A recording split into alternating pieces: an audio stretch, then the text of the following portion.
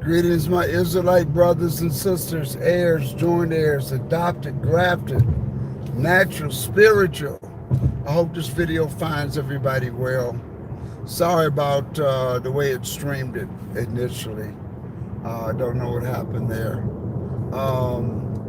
Calling this the understanding the feast or understanding the first fruits. That's how I'm titling this, the first fruits. So we're in the midst of the Feast of Unleavened Bread. We had a wonderful, wonderful service for Passover, Feast of Unleavened Bread. We had a great meal on Sabbath for the Feast of Unleavened Bread. So the Feast of Unleavened Bread will end on Friday. We'll have service on Thursday night. Friday will be a Sabbath because the first day and the last day of the Feast of Unleavened Bread is a Sabbath. So if you're able to take off from work, it's a Sabbath. So that's pretty much the Feast of Unleavened Bread. I think we shared that the Feast of Unleavened Bread represents being sin-free, because unleavened is sin-free, and that's what that means. Now, we're getting into counting, so you can understand first fruits. How you doing, Kelly? How you doing, Sandra? How you doing, Libra? Libra lady, good morning. J. Rob, how you doing, my brother? So we're sharing with you just so you can kind of follow some things that happens in the scriptures. Friday night, we had shared that the Messiah was placed in the grave. So from Friday to Saturday night is one day, one night. Saturday to Sunday, 2 days and 2 nights. And from Sunday to Monday would be 3 days and 3 nights. Sure, 3 days and 3 nights.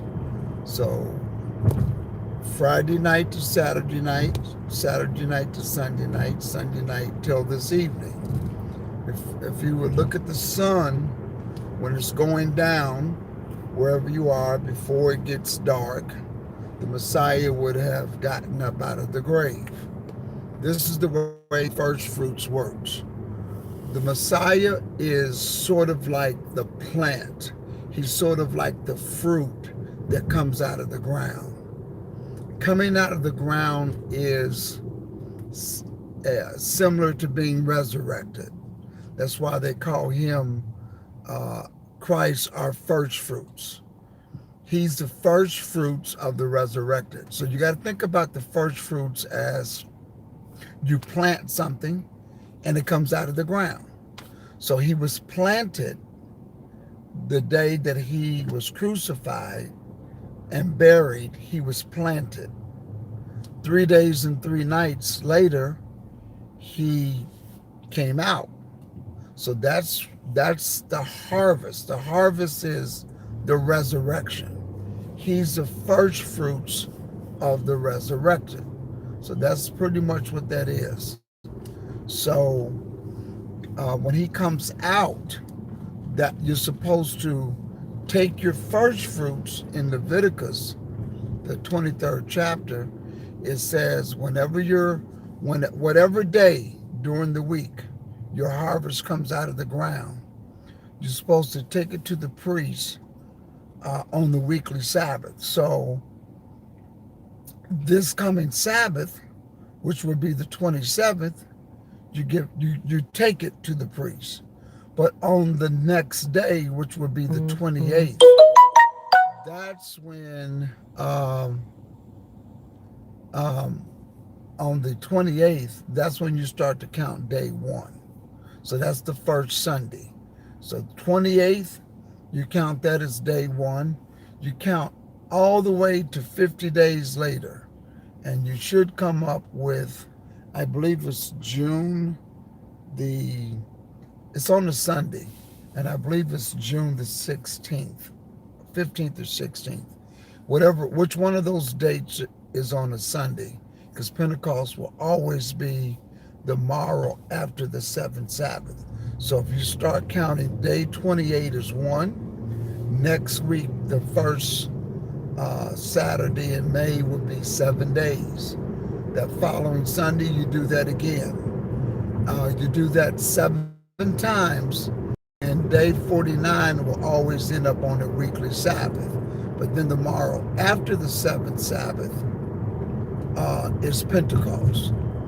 And Pentecost, you're only commemorating resurrection. That's what it means. It's the first fruits, it's the harvest.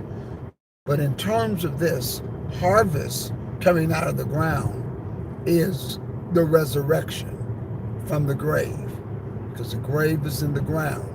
The Messiah was planted in the ground. And the scriptures tells us in Corinthians the 15th chapter, Christ is the first fruits of the resurrected. So that's what the Pentecost is really about.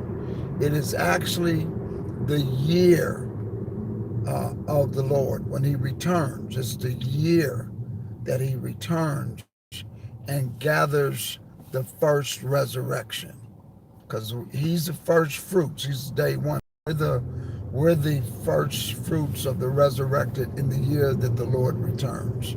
Okay? The second resurrection does not happen until later on. But that's what Pentecost is all about. If you want to know what it's all about, it's simply about the resurrection. You're commemorating the resurrection. And it's about a reminder that we will be resurrected. There will be a resurrection. That's the year that the Lord returns. It's the return of the Lord, and it's when the first resurrection takes place. So basically, I showed you how to calculate it. Now, don't go by the calendar. Okay, don't go by the calendar. On the Gregorian calendar, you're going to see Pentecost on, I believe it's on June the 9th. And yeah, so the 16th is on a Sunday. You're going to see it on June the 9th. Now, the reason why you see it on June the 9th is because the Roman Catholic Church are the ones that came up with that date. And I'll show you how that date. The Roman Christians don't understand feast days. They don't understand how to calculate them. They don't understand anything about them at all. They just don't know. And they don't consider the Messiah factor. They don't consider the resurrection or the feast days. So it has to be considered together. So what they have done is whenever their Easter Sunday falls on, like it was yesterday, Pentecost is always 7 Sundays after Pentecost, after their Easter. It's always 7. So if you look on the calendar, yesterday was their Easter, which was the 21st. Count out 7 Sundays. So this coming Sunday would be Sunday number 1, and which would be the 28th of April. That would be the first Sunday, and you continue on, and it's going to fall on June the 9th. And that's how they come up with Pentecost. They do not consider the resurrection, and when the resurrection, that Christ is the first fruits, and when he comes up out of the ground. So that's why we as Hebrews will be celebrating Pentecost on the correct date, and it will be a week later, because that would be 50 days after, starting with April the 28th as day 1. And again, April 28th as day 1 is because Passover fell on Friday evening, he's placed in the grave. So Friday to Saturday is day 1. Saturday to Sunday is day 2. Sunday to Monday is day 3.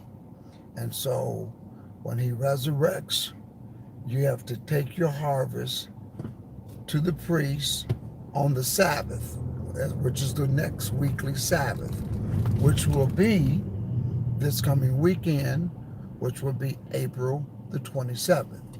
Then tomorrow after the Sabbath is the first fruits, and that's when, which is April the 28th. You count that as day 1. And when you count out, day 50 will end up on June the 16th. And that's how you calculate Pentecost. And again, Pentecost is all about commemorating the year of the return of the Messiah when the first resurrection occurs. That's what it's about. So what is he doing? He's reminding us. That's why we observe that feast day of Pentecost, is to remind us of the counting of 7 sevens and the morrow after the 7th Sabbath. And it's to remind us that just like the Sabbath points toward the millennium, everything is dealing with sevens. And that's why you have to count 7 sevens, which is 49, and the morrow after the 7th Sabbath. Because after the 7,000 years, the morrow after the Sabbath, and you'll keep hearing that term, the morrow after the Sabbath, the morrow after the Sabbath. So that's when the Father returns with the kingdom from heaven, and the Messiah, who had been reigning on earth during the 1,000-year millennium on the 7th day, he gives a perfect kingdom to the Father when all flesh becomes spirit. So that's the lesson that we wanted to give you with dealing with understanding the first fruits. We hope that you go back and listen to this video. I want to keep it short and sweet, so you can look at this as a 15-minute lesson and you can understand that. Now, I will share this with you. In St. John, the 20th chapter, you need to read where when Christ resurrected in the year that he was crucified, he was in the grave from Wednesday to Thursday, Thursday to Friday evening, Friday to Saturday. And because that was the Sabbath, the harvest, you give it to the priest on the Sabbath, but the morrow after the Sabbath, it's got to be waved. That's the waving. It's always on a Sunday. So that particular time period, you're not supposed to eat of your harvest until it's been waved. And that's why the Messiah told Mary, do not touch me, for I have not yet ascended to my Father. So that's the similitude of what I just shared with you in this lesson. Y'all have a good week. I'll be back on maybe later today, but I wanted to leave this short lesson with you. Peace.